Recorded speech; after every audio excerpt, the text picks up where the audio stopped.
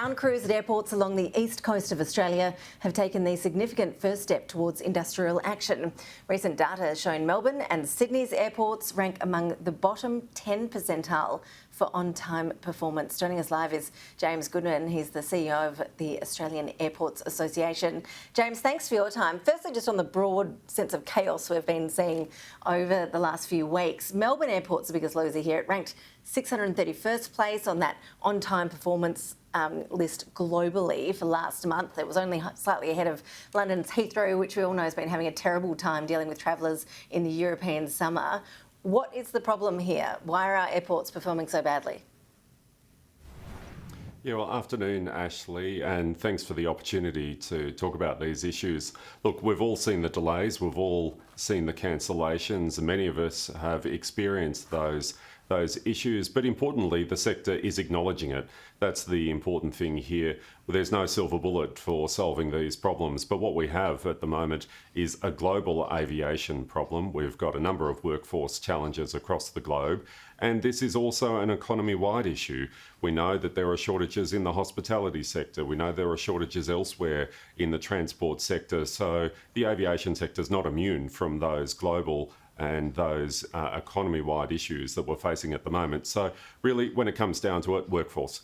If we could get more workers, we would and we could. And that's the important thing and the important message that we'd like to get out there. But it does take time. The recovery has been patchy. The aviation sector and the tourism economy was decimated, as we know, by the issues of the pandemic, and the rebuilding and the recovery efforts have been patchy. We've had some very busy periods over the school holiday periods and also over the Easter periods, but it has been up and down in those intervening weeks. So it has been difficult to manage the spikes in the traffic, and there's not going to be any easy solution to this, but getting the workforce back on deck and having them working efficiently is going to be the key issue that we're going to look forward to in the next couple of weeks.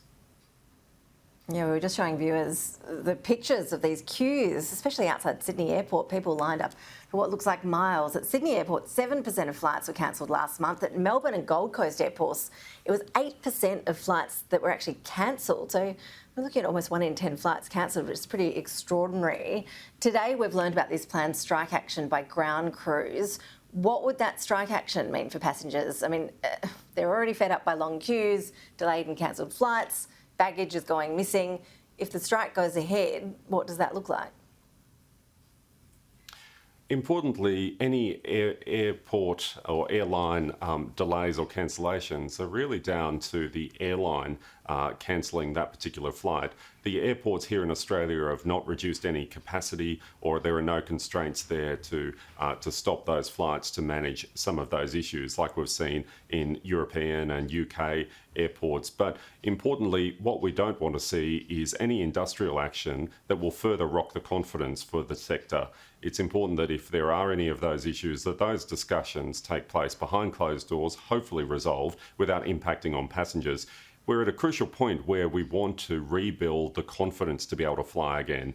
Anything that puts further strain on cancellations, flight delays, airport delays or airline delays, we don't want that because we're at a very fragile state already. So importantly, that's what we'd be urging people to be having those conversations behind those closed doors, have those meetings, because we really want to show confidence to the sector and also to the travelling public. We don't want people to be delayed. We want people to get back on those flights, be able to visit their friends and relatives, and importantly, get business travel back. We know that the business travel is lagging behind the return of visiting friends and relatives and that leisure activity. So it's important that we've got confident flights to know that those business people can get to those meetings where they need to on time and as they plan to.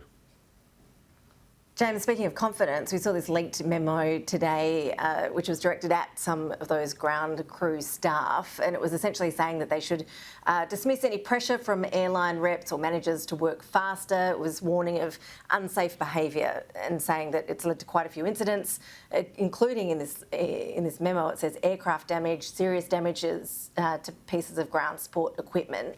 Are our airports actually as safe as they should be at the moment? Safety is non-negotiable, and some of the reasons there might be some delays is because we take safety and security very seriously. That is non-negotiable for the aviation sector. Australia's got a very good and a very proud record of having a very safe aviation sector, so that won't be compromised. But with a whole lot of new staff re-entering the workforce, they need to get across all of those different systems and processes. It's a highly regulated and a highly complex system. There are no unskilled workers at an airport, so there will be some delays as people start getting used to those new operating environments and those new policies and procedures that they may not be used to. It is ever changing, and it's very important that people take that time to understand what those new procedures might be. So safety is non-negotiable. We can assure people that it is very safe to fly, and if there are any incidents, they are dealt with very quickly, and it's a learning opportunity. But we have got a whole lot of new people who have joined the sector, so it does mean that there is training and that there is ongoing training if incidents do arise. And James, just finally, I did want to ask you about those extra measures in place for travellers from Indonesia. How is that affecting operations? Are the processes around the plan to try and avoid foot and mouth disease, is that working so far? Are things running smoothly, at least on that front?